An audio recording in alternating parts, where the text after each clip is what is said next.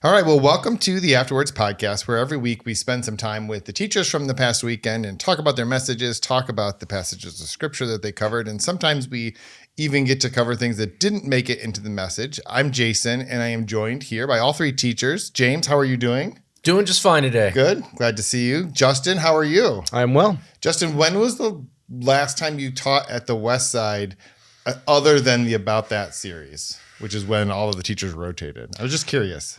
I don't know. I think it was the first Bush administration in the early 90s. So before there was a West Side venue. Yeah. Okay. I was just curious. I didn't remember a time when we attend there. Someone got sick and there was a musical chairs and I had to put stuff together and I came in. I always loved during the Bush administration? Okay. Yeah. Yep. Okay. And Hezekiah is also here. Hezekiah, how are you? Great. First time back on the podcast post baby. Yes. And you said that you are already at the stage of sleeping through the night. Yes, he's great. That's terrifying. I'm jealous. I still don't get to sleep through the night, and I have 4 kids and 3 of them are teenagers, so which is why I don't sleep through the night. So I'm glad for you. That's great. Everyone's doing well, though? Yes. Great. So the message is this weekend. Obviously, we're moving our way through the 10 Commandments, and we are on the one which is do not steal. Right. And it is interesting. I've been really intrigued by how all of the teachers have found more than 2 minutes worth of content from a 4-word verse. Although I've now heard the joke 5 times because it's like, okay, here's my message. There's just these 3 verses and now let's go. Because Noel has been doing that for a while now. But I do think that it's interesting because what I see happening is all of these would be very easy to just kind of glance past and think, yep, great. I don't murder. I'm not doing the adultery thing. I'm not stealing. And then you start to unpack like what that really meant in context. And you're like, hang on, maybe I do need to think a little bit more about this. It's not that we're not under this law, but there's so much more going on. And I just would love to start by asking all 3 of you, when you approach these passages where the scripture verse itself is obviously very short, how do you start thinking about, what does this mean to the Israelites? And then how does that mean for us today?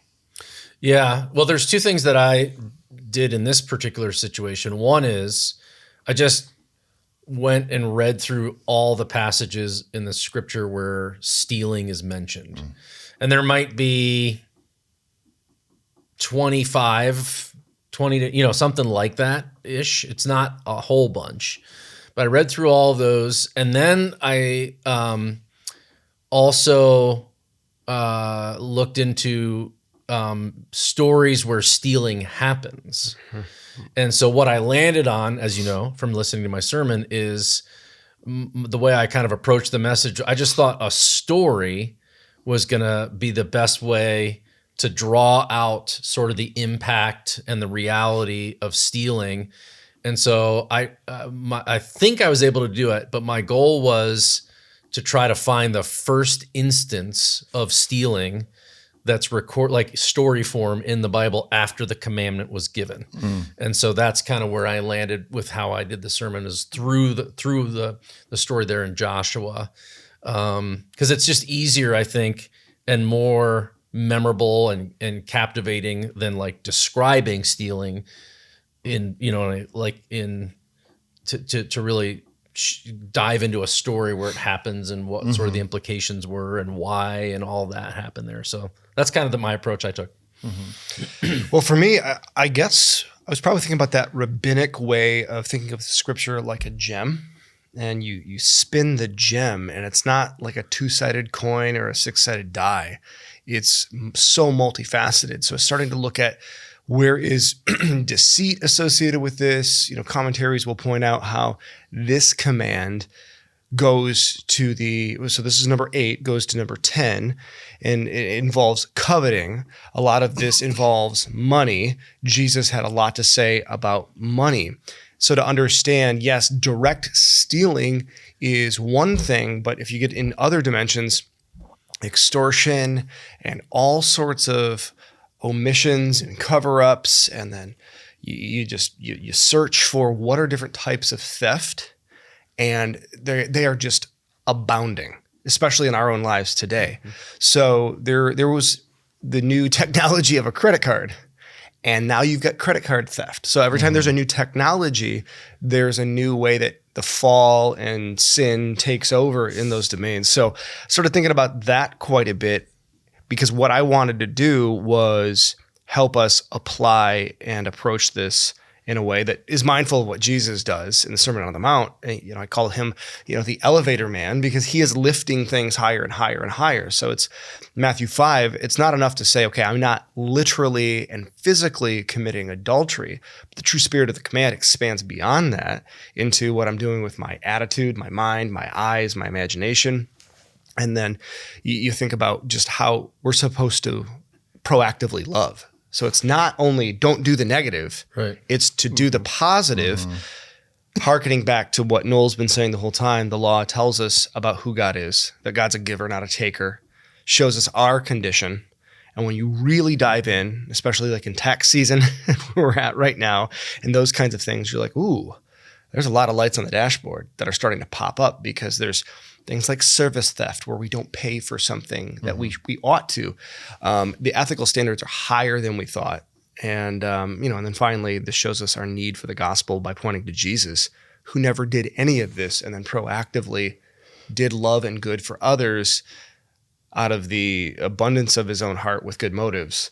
And so that loop was helpful for me. Yeah, I think for me, it was trying to figure out why, not that we would ever know, but kind of try to get behind God's heart behind this command. I think a lot of times we can downplay it. And so kind of making it more relatable, like, hey, like this isn't, because when we think of stealing, we'll think of like masked robbers, like, money heist, like all these, we have these images in our head, but how do you make it relatable? Like, is this something that, is relatable to us? Is this something that I struggle with, but maybe, it's in my heart, but I kind of downplay it, and so trying to come up with different ways through scripture, like to see God's heart behind this. And then also, again, just like what Justin said, not the why I shouldn't do this, but why should I avoid this? Like, what's the problem with this? Like, what's the heart behind this, that God is like, this is why this made the top 10, and so kind of breaking that down was kind of how I approached this one. So, well, and kind of picking up on that thread, why did this one make the top 10? And I started thinking about like, okay, the Israelites were given the 10 Commandments just before they were, they were given all of the law, but just before they were supposed to go in, to the promised land. It turns out it took them a while, but the purpose, like the chronology there is like God is preparing them for a thing. And it seems as though like the list of things he's preparing them with had a direct correlation to what he knew they were going to experience once they got there, right? They were going into a land that was not there. They were going to be facing all sorts of temptations, right? That, when we talk about how we study the scriptures and then relate them, we start with what was the context of what was happening. And as I look at it, like that seems to be the context, but that's very different than us, like the where we live now. And over several of the weeks, there were lots of conversations on this podcast about like examples where the same command or principles were related in the New Testament. And we certainly see that this was related in the New Testament. And it felt like to me, the place where we see it the most is this idea of stewardship. And I don't mean stewardship in terms of like giving our resources, this stewardship in terms of like, we don't actually own any of this stuff. It belongs to God. And so when you take something, what you're really doing is offending God. Is that right? Like, is that kind of where we're going? I think so. But I mean, I think back to the other comment you were making there, though. I think it maps on exactly the same way culturally, that they were going into a culture where they were going to be seduced by the things, by the women, by the, you know what I mean? And so the preparation, I mean, that's what happens in the story with Achan, is that the Jericho folks, they had a lot of stuff. He got this Babylonian robe. And so I think that's exactly the world that we live in, that we walk around and there's just these seductions all around us. I think that piece of it maps on quite well. And then I do think that there is this sense of, there's a lot going on with the implications of being a thief or stealing. And one of those is the offense to God, but also just the lack of understanding of that stewardship piece. I mean, in the verse there in Ephesians, that's one of the things you look for when you study a topic like this. Paul says, don't steal. The thief should not steal, but instead, yeah. And that instead word is super helpful. And what does he say? You're to work hard for what is good in order that you can be generous. And so those are sort of there's just a better way to carry out your life. And that is one that's other-centered, where you're, the sort of kryptonite for stealing is hard work with honesty and towards goodness, with the outcome of generosity. That's a very, very different. Stealing sort of has this self-orientation to it and a lack of regard for who owns it all in the first place, which is, I think, what you were saying there for sure. Well, I think for me, coming at this command in a vacuum, I think we're so individualistic that we have this ethical egoism of like, I should live right and I should take care of me and at least have a clear conscience and do those sorts of things. But again, if you go back to the context and the setting, like you're talking about, baked into the law and the occasion that all this comes into, you see that instead that gets touched on in Ephesians. I mean, Leviticus 19, when this unpacks this command much further, it's talking about taking care of the vulnerable, paying workers their wages. What do you do with blind people? And it says then, this is how you set up the practice of gleaning to take care of people. And if you have a mindset of generosity, and God in the whole thing is saying, I am the Lord your God. So he starts with himself. I brought you out of Egypt.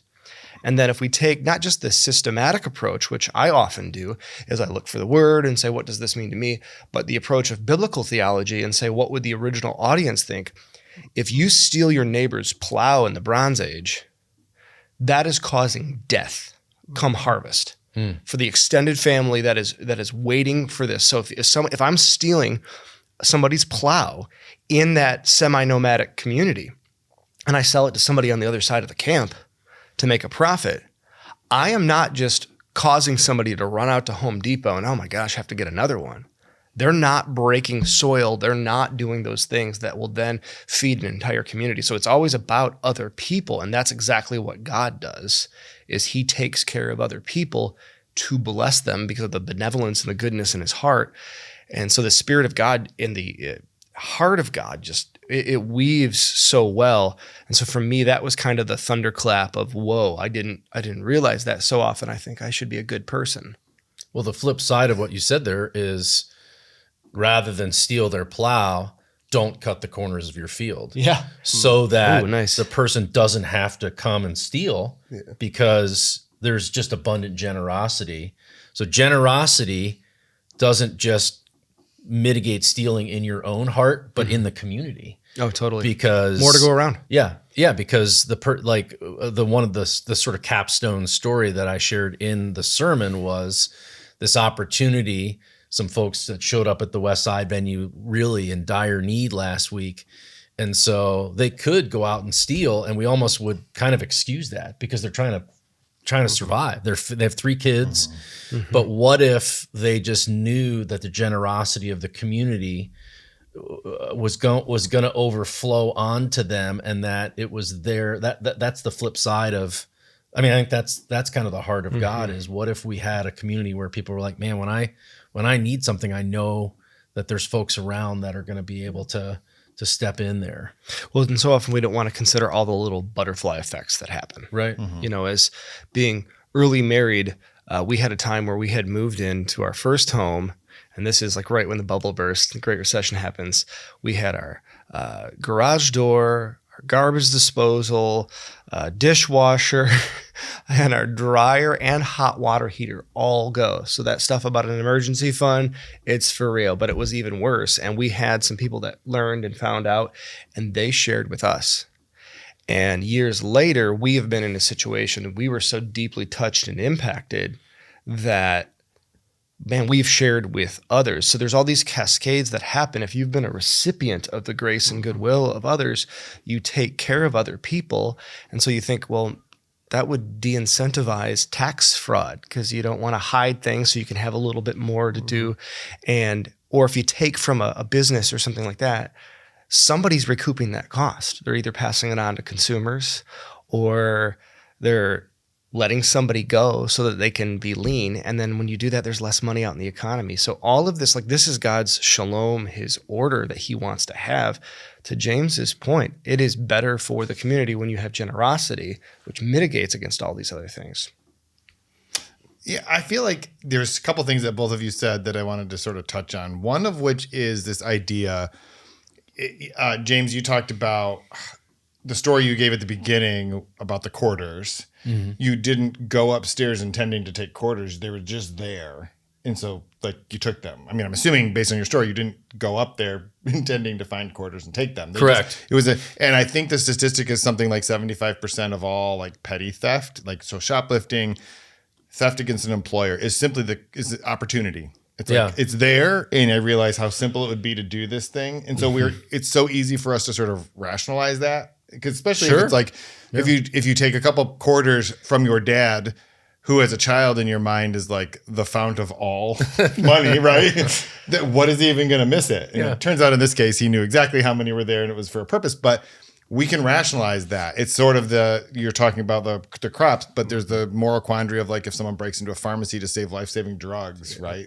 Like, are they stealing, right? Well, like the truth is like, maybe there's a reason why God puts this in here, because his idea is like, you can argue the nuances of it, but as a principle, what God is saying is like, just don't take things that aren't yours. And all of the other things we described is like, let's make it so that people don't feel the need.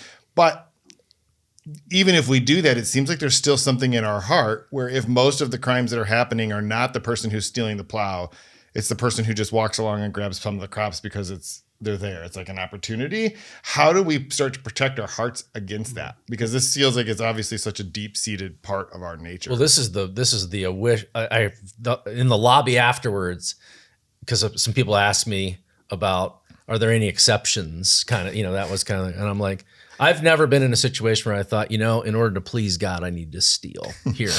So I haven't had that myself, but I think there's. But that is an argument that people would make. That is, but I think the punchline of what you said is, and I wish I had said this in my sermon, is you're welcome. Don't take things that aren't yours, and nothing is yours. Mm-hmm. And that's the answer to your other question of how do I guard my heart is change my perspective. To change my perspective. Yes. That is the idea that something is mine is a fallacy, or that it should be, or mine. that if it's not mine, or that it's never going to be. You know what I mean? That there's a whole mindset there that bleeds into that generosity, stewardship. That is the flip side of this whole conversation. Well, to me. I did give a caveat because I had the what about question, because I was thinking this. So I was an undergrad in philosophy, and we talk about utilitarianism, deontological ethics, and all of this stuff in different scenarios. And I went with my class, teacher prep class in social studies, to the Michigan Historical Museum in January. I talked about this in the message, and I'm like, okay, let me give the what about. And then I moved on because nobody probably is facing this. Sure. That there was a woman there, and her father was a survivor of the Auschwitz concentration camp. And he was 13, and you've already lost most people. Yes. This is the Holocaust. That's a unique situation.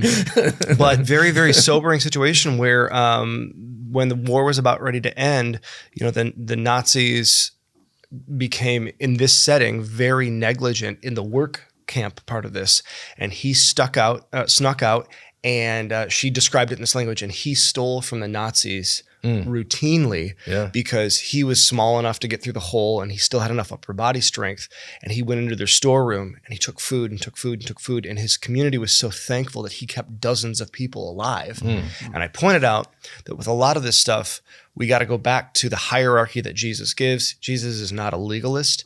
He's about life and others. And so a situation like that, I think that is morally right, justifiable, and even good in those very rare situations. Mm-hmm. But if you're not in a situation like that, where you're truly Robin Hood, like cheating on your taxes so you get a bigger deduction, that's not the same as I'm resisting genocide. Well, and I want to hear Hezekiah's thoughts too. The example that comes to my mind is I think it's in Mark 12, where there's the widow who puts the coins in. Yeah. And, Jesus is sitting there watching all these people making a show of putting in lots and lots of stuff. And the story that Jesus tells calls the disciples over to look is not to watch her take money out because she has she's a widow. She has nothing. There's no one like, this is it. She has no one to take care of her. And she was putting everything she had into it. She wasn't poor and a widow and comes to take stuff out of the offering so that she has something, right? In that situation, like Jesus wanted us to see like the generosity piece of it. Like even under those, it's like she had no plan B. It was just Jesus or bust kind of a thing. Right? Sure. And so, Hezekiah, you look like you had some. Yeah, I would say the same. I think the problem is that most of our hearts are not. Most of us aren't put in situations like that. Right. Like to us, we may try to justify it like that, but even in the U.S., people, our poor is different than third world country poor. You know what I'm saying? So to us, we'll be like, of abundance. I can't do this, or I'm not going to have bread tonight, but there's all sorts of resources and stuff around us. And so I think for us, there's this mindset of, there has to be or like when we steal out of in those desperate moments, like a lot of times it's like a distrust in God and providing for us. And so I think that's what makes it wrong, even in those tough situations. I think in the tough situations, that's when it matters the most, is like how we respond. And so, and again, a lot of times it's not in a life or death situation, but to us, we're greedy. And so we want this more than we need this. And even when it is like super tight or like, there are those moments, I do think that God still cares how we respond. Because again, if you take from somebody, you're taking from somebody, like it's still that, and that's why Jesus responds in Matthew, like, don't ask, where where your food will come from, where, what clothes you will wear, seek first the kingdom, and everything else will be added to you. I think it's the principle of that, like trusting in God that He'll provide. And sometimes provision is not He'll solve our situation, but that He's with us through it. I had a whole Les Mis section in my sermon that was in that stream that I ended up not using, because I do think the higher law of love, if you were to actually come at that crossroads and you're like, am I going to choose to love my neighbor or obey the do not steal? I think that but I don't think we run into that enough that it's like needs to be a primary part of the sermon for me. But I did get that question, and I had thought about it because that's the way it kind of is nuanced really well in that Les Mis narrative, where there's a lot of stealing, there's grace that just abounds, there's, you know what I mean? There's a lot going on there. So I think that should be at least something we think about. That's part of the conversation for sure, that it feels so binary and is stated in such a binary way. And yet, there's definitely not all stealing is the same. Well, and I think as Hez points out, this comes down to faith. And maybe that's just my very Protestant reading of this, of like, if I'm thieving, that's my work. I'm counting on me, and my deeds, so says Isaiah, are filthy rags. But when we trust the grace of God, we trust the provision of God. That's a different paradigm. That's the widow. That out of the abundance, the enoughness of God, you've got this. You will handle this. I went to Psalm 16, and David there says that, the Lord is my portion. I have nothing good on this earth but the Lord. David faced some hardships. He had his back up against a wall many a time. And I love how at the end, he says, from what I shared, I think this is verse 6, something to the effect of, the boundary lines for me have fallen in pleasant places. So he's saying, God, you are in control of circumstance. So to trust God despite my circumstance is how I stay ethical, because God's watching, God's keeping score, and we have a good and benevolent God over all of this. And if I can trust His plan, where that would be more with our needs and our hierarchy of seeking first the kingdom and its righteousness, sin confuses us. So I inflate my wants and I get away from my true needs and my true obligation to God and neighbor. So that detangles the confusion of like the enoughness of God is enough. The boundary lines have fallen. The Lord is my portion. Yeah, and when I say he, the beginning of chapter 20, and we've read it every single week so that we provide the context for these shorter verses. He's telling them, remember, like, I'm the one that brought you out of Egypt, out of slavery. And I think Hezekiah was in one of the early messages where you talked about like looking back at what God has done. And it's like, if you find yourself in a situation where you're faced with this temptation, maybe the first question to ask yourself is, do I just not trust God that he's going to take care of me in this situation despite all of the things that he's done? And so maybe one of the things that we do to guard and protect our hearts, you talked about a shift in perspective, James, is like ask ourselves that question. Is the reason I feel tempted right now, it's not to save my neighbor's life. It's just because I don't trust that God is going to give me the thing that I really want. I gotta keep paying for my Spotify premium.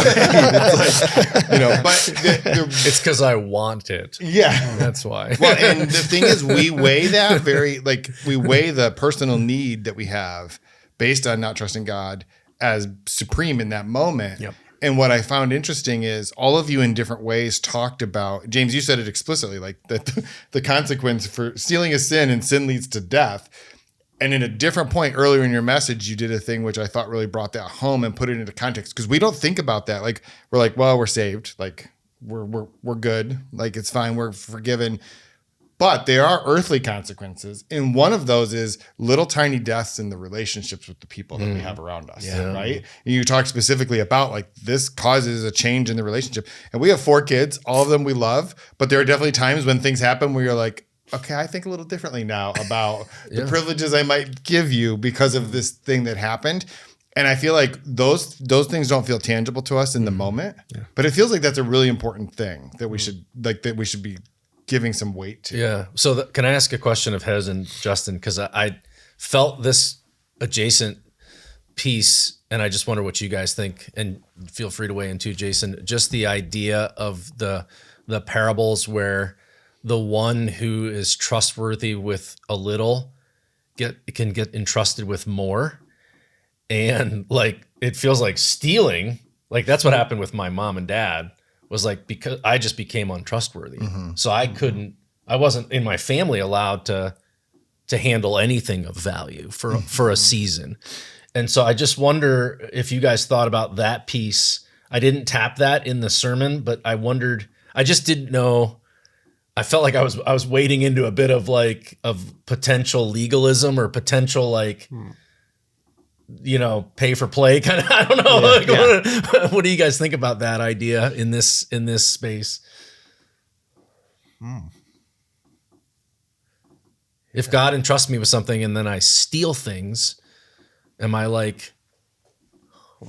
I feel like I'm less likely to be asked to steward other things. I don't know if that's too much of a leap or not, but I did think about that. I don't know if you've thought about that, Jason. You were kind of tapping that with your comments there. Yeah, I mean, and I don't know. Like, I'm not sure. I don't have any. I'm told many times on this podcast that the way I think about things is not the way God thinks about them. That's a recurring refrain, and that's fine. I accept that. That's true. But I can only think about them the way God has wired me up. And when I do think about that, like, I feel like, even if the answer to that question is like it has no bearing, it's at least it's kind of like, I don't know if God's real, but just in case he is, I'm gonna go that way instead, right? Sure. It seems like, I don't know, I want to be in a position to be as trustworthy, to be a steward of as much as possible. So the way I act in these small ways matters. Yeah. And I feel like I think it is important. I think God does see that. I mean, that's why it's, stewarding your finances right is a part of becoming an elder. Like if you don't, what I'm saying? I think that's like, even with the Israelites, I think that's why God wouldn't just, give them this thing. That's why they were wandering around the wilderness for so long, because even with the manna, they failed that test. Like he's like, don't eat manna, don't store it because it's going to spoil in the morning. There's still people that did it, and so I think there is kind of that, that flow, ebb and flow, that God will be like, all right, are you going to do what you're supposed to do or not, And if you're not, I don't know if there would be consequences, but I do think that there is like there's certain positions that you can't be in or aren't ready for until you're. I think it's a sign of health. It's a sign of, if you're faithful in a little, you'll be faithful in a lot. Mm-hmm. And so if I cut corners when the stakes are relatively low, it's disaster. And so I think that's like in leadership, we're not just talking competency, we're talking ethics. Mm-hmm. If I will if my conscience is perked by stealing a few pens from Riverview, and I'll do that, and I'll suppress my conscience. And let's say I ascend to some position of power, a CEO of a company. I might do something like that with an entire division because it's the same rationalization. It's the same skill set. Once you've crossed the line, it moves just a little bit. And it's just easier to cross it the next time and the next time. Yeah, that's why I'm not as useful, I think, in this discussion, because I was like a habitual stealer, and zero of it was out of need. Mm-hmm. It was all just out of like, I can see it, take it, and I don't even, you know what I mean? I could slight little endorphin rush when you did a thing. And the line just kept moving to the point where my conscience was completely seared about it. Even after I became a Christian, I didn't really think about it until somebody came up to me and said, hey, let's go to the back room and talk about this because you just stole something. And it was like, whoa. So, I just wonder about that too. I mean, humanly speaking, that's for sure true. Like the people that when a hard situation comes up, the first people I think of are the people with the longest track record of faithfulness and trustworthiness. You know what I mean? Yeah. Who have like handled other situations really well. We see that line in the New Testament. He must first be tested. Yeah. So if you have this test, and then how does the person respond to the critic? Well, if you bite the person's head off when you get one little negative comment, so should now you talk to 3,000 people? Because that can be exponential. Yeah. And so again, so often our situations are not only forming character or forming opportunities, but they're exposing. They're exposing where they're at. And so if someone shows laziness in one regard, well, what happens when the music's turned up louder, stakes get higher? And some people, I think they're only ethical because they don't have opportunities. And so sometimes, people, I'll say this and I'll not even mention a first name or anything like that. I was in a Bible study life group years ago when I was really young. And there was a guy in the group that seemed to be like judging everybody else for their failings and their shortcomings. Because a lot of the other people were dating and they would slip up or kind of take their conscience too far or weren't setting good self-control type boundaries. And he just seems self-righteous in the way that he's like, I don't do that stuff. And this is why I don't date and I don't do these other things. And I remember thinking like, you won't date because no one will date you. You're a human beta fish is what I was thinking. But as soon as this guy started dating, it all went out the window. Story changes. Yeah. Story changed. And then, he doesn't show up in this mix anymore. And he had his own rationalizations of like, we're married in our heart and God is all this, and we're like, see, you were being faithful hypothetically. Yeah. Well, we can always come up with reasons why the thing that we want to do is fine. Before we get to my last question, I want to I feel like we've covered a lot of ground. And I want to just summarize it and make sure I'm walking with the right thing. Like as a general principle, what God is saying to us is don't take things that aren't yours. And there may be extraordinary situations. And you know what? That's between you and God to wrestle with. But if you feel like you're in one of those situations and doing your taxes is not one of them, you should at least take the time to wrestle with God about it. And I think most of us, if we go in good faith, to wrestle with God about our taxes are going to come away going, yeah, this is probably not an extenuating service. Is that sort of what we're saying? And here? I think if you've already gone down that road, I think coming out of hiding, as painful as the human consequences might be, that's the 1B in my opinion. That don't hide, repent. You've got the truth will set you free, and it's not that there won't necessarily be maybe even severe human consequences to some of your actions, but that would be the other side of of it for me. That's as key as just the the command itself, I think. Right. Quick anecdote, then my punchline. I can think of someone in my extended orbit, I'll be vague, just to protect anonymity, had a growth in conscience, went to the employer and said, hey, I'm a Christian. This is what I've been doing. The boss said, wow, that was hard to do. I really appreciate that. I thank you. You have to go clear out your desk. And then years later, a position opened up. The boss loops back and says, hey, we've had this time or whatever. The person is returned to work and then comes back and ascends higher than the first position. So my takeaway is not that don't take stuff. My takeaway is the Lord provides. The Lord is my shepherd, I shall not want. You do that, because if I believe in spiritual abundance, that's my buffer. Not even moralism. Sure. Loves the higher law. God loves me. He's in control. I'll be ethical if I believe it. This is about belief, not behavior. So as we wrap up, was there anything that the three of you didn't get to really touch on that we haven't already covered that you just want to sort of leave us with? Nothing for me. Just don't take things that aren't yours. Yeah, I wish I would have talked more on, which I talked a little bit on, but really just that, again, it's not just about not stealing. It really is a life marked by generosity. And when we steal, we ruin our witness to the world. Like it's a turn off. But when we're generous and we're selfless, like just like in the book of Acts, when they were generous and selfless, like people were added to the church daily. You know, people were being saved daily. So I think that it's important in that aspect that people will be turned off if you steal. You know, like if you're in a community that steals, nobody wants to be a part of that. But when you're generous, people want to be a part of that. I would have spent a little more time saying that talk is cheap, trust is very fragile, and sin brings death. And that kills our witness when we have bad integrity. So if the Christian business owner is caught embezzling, or there's wage theft, or they are taking from their employees by squirreling with the deductions or those kinds of things, that brings shame and shade on God. If you steal from your neighbor, how likely are they to come to church with you when you invite them for Easter? So we need to be like God, and it will help us proclaim the good news when we live like it. That's great. Well, gentlemen, thank you so much for spending this time with me today. And thank you to all of you who are listening and now watching. We appreciate it. And we will talk to you again next week.